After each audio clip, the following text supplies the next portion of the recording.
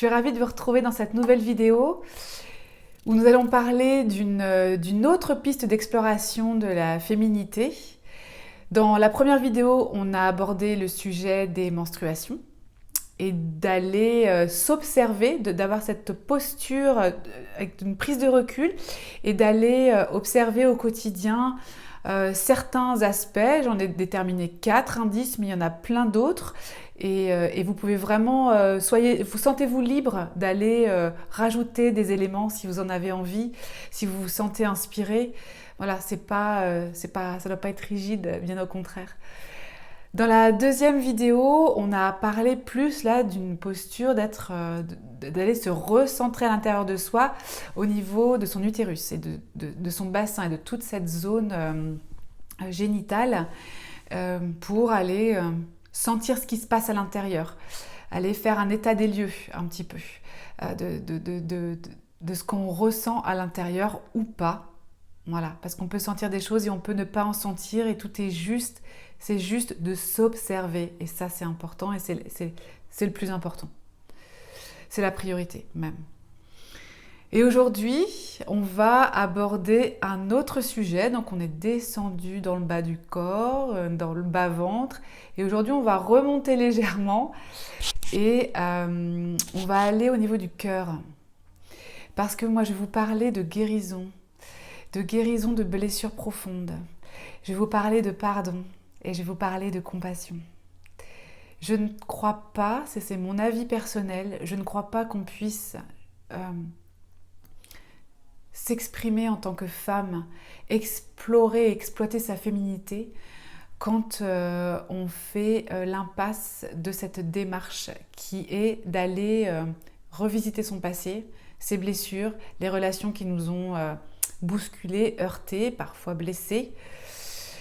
Et cette posture un petit peu parfois qu'on a pu incarner de victime, j'ai vécu ça, c'était de la faute de, si je suis comme ça aujourd'hui, c'est parce que j'ai ça et ça et ça comme justificatif.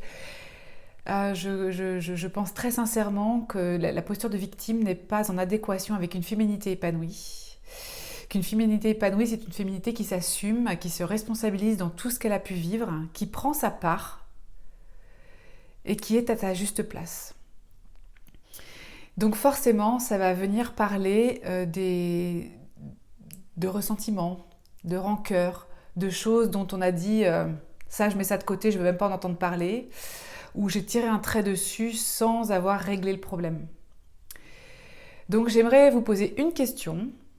C'est qui ou quoi ne peut passer dans votre esprit sans modifier votre état émotionnel. C'est-à-dire sans réactiver des émotions, on va dire, plutôt denses, plutôt lourdes, de ressentiment, rancœur, haine, culpabilité. Voilà. Tout ce cocktail d'émotions là qui ont pu être associés à des événements passés pas très agréables. Donc écrivez cette phrase dans votre carnet ou dans votre journal intime, là où vous consignez vos choses personnelles, et faites la liste. Que ce soit dans l'observation de votre cycle, que ce soit dans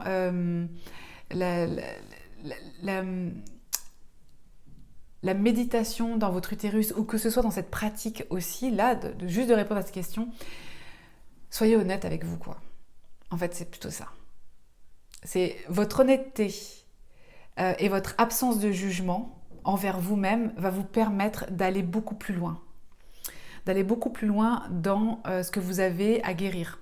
D'aller beaucoup plus loin dans l'observation et dans le report de ce que vous allez pouvoir noter et de ce que vous allez pouvoir autoriser à émerger.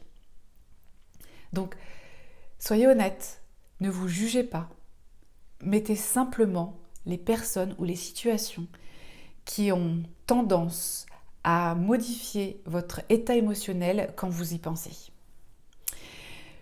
S'il y a dans votre histoire des moments, des personnes, des situations que vous avez complètement verrouillées parce que justement ça génère tellement de ressentiments ou d'émotions négatives que mieux vaut ne pas y penser, notez ça dans un coin. Quelque part, il y a cette situation, il y a cette relation. C'est là, je sais, voilà. Parce que ça sera de toute façon à l'explorer à un moment donné ou à un autre.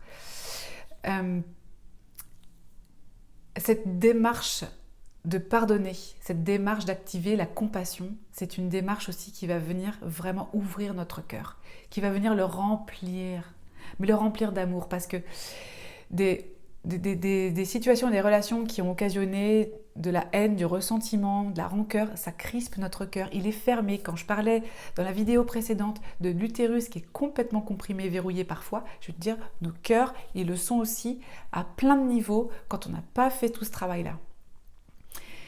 Donc, ne serait-ce que de noter ça déjà pour faire un état des lieux. Après, si c'est un sujet qui vous intéresse, j'ai plein de petites pistes à vous donner pour commencer à activer ce travail de faire la paix avec le passé. Sans savoir d'où on vient, c'est très compliqué de savoir où on va. Et savoir d'où on vient, c'est accepter d'où on vient aussi. C'est de dire, je viens de là, les gens autour de moi, les acteurs autour de moi, ils ont fait comme ils ont pu. J'en ai fait partie, j'ai vécu ça, et maintenant, je vais prendre ma responsabilité.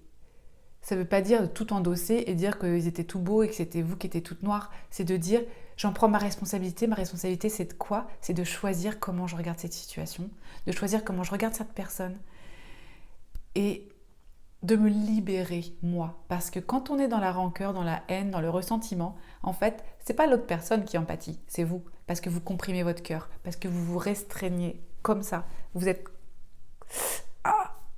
sur les nerfs. Vous êtes en fait connecté encore à votre cerveau primitif. Vous ne faites pas appel à votre cerveau de l'homme développé et intelligent qui, lui, va pouvoir faire le pour et le contre, aller comprendre la situation du point de vue de l'autre, aller activer l'empathie, aller activer la compassion. Ça, c'est l'être humain moderne qui est capable de faire ça avec le développement de son néocortex. L'homme primitif, lui, il est sur un état émotionnel important, intense, et il reste dessus, et quelque part le cerveau, parfois, il reste bloqué là-dessus. Donc vous allez vous faire un cadeau en allant vous libérer, vous, à travers cette démarche.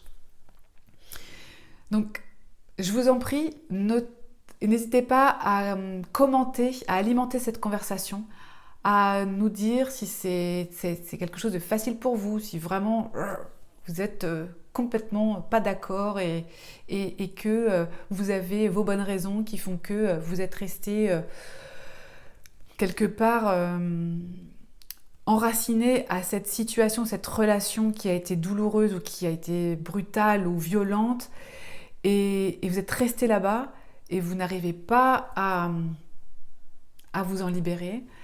Ce sont des sujets très délicats. C'était peut-être pas là où vous m'attendiez, mais c'est là, moi, où je vous emmène, où j'emmène les femmes que j'accompagne, qui viennent à moi, parce que moi, ça a été profondément libérateur.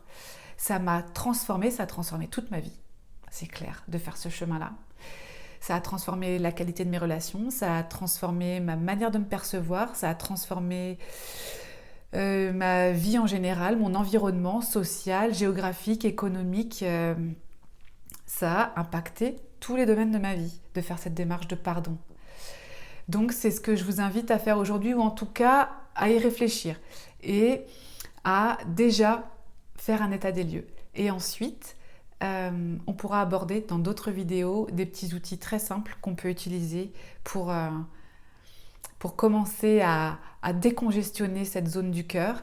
Et puis après, je ne saurais trop vous recommander de venir à des stages ou à des ateliers ou à des cercles de femmes pour amplifier et aller en profondeur dans ce domaine-là et dans cette exploration-là. Au plaisir de vous lire. Je vous dis à très bientôt. C'était Karine.